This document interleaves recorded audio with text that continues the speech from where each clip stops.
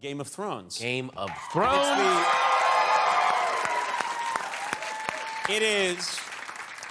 It's the last season, and Yes. I know that you are a super fan. Last season. The last season starts up this. I'm here to promote my own show, and all I want to do is talk about Game of Thrones. Yeah. It's Let's just say you're on Game of Thrones. Yeah, you know what? I am. Yeah. Yeah.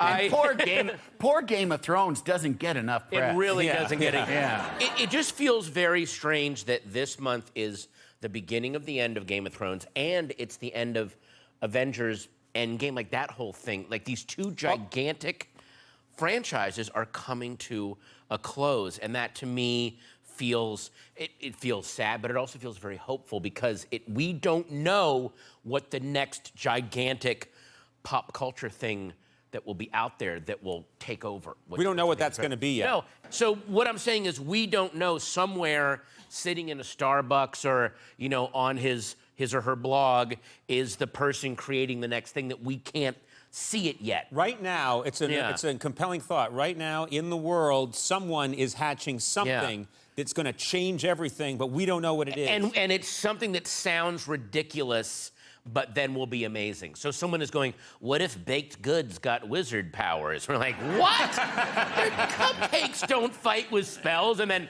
cut to 20 years in the future. Oh my God, cupcake battle's gone. This is gonna be amazing.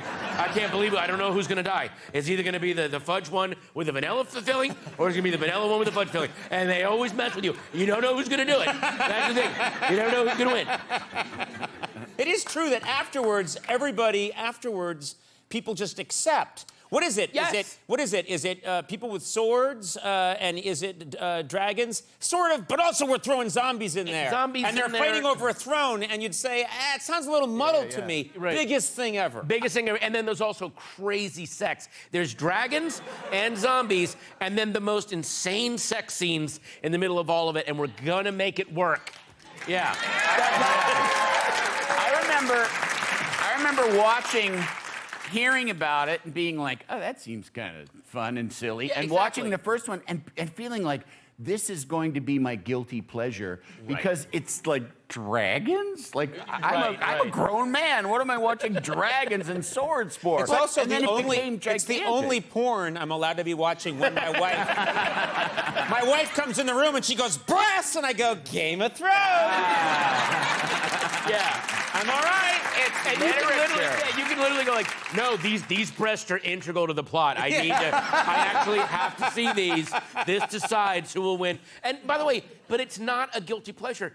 People are arguing who will win. This is like March Madness. The level of my wife is in a bracket group, and every week they watch show and say who will die. They got to predict who will die, who will lose a limb, and it is so. And she agonizes over who will be in my bracket because you want to think, well, Peter Dinklage will make it all the way, but then you go, no, wait a minute. The show loves to dangle a character that you're like, there's no way they'll die, and then they die. So hang on, maybe he will die, or maybe maybe Cersei will be in there. No, there's no way because she's so evil. But the show loves to do that. So it is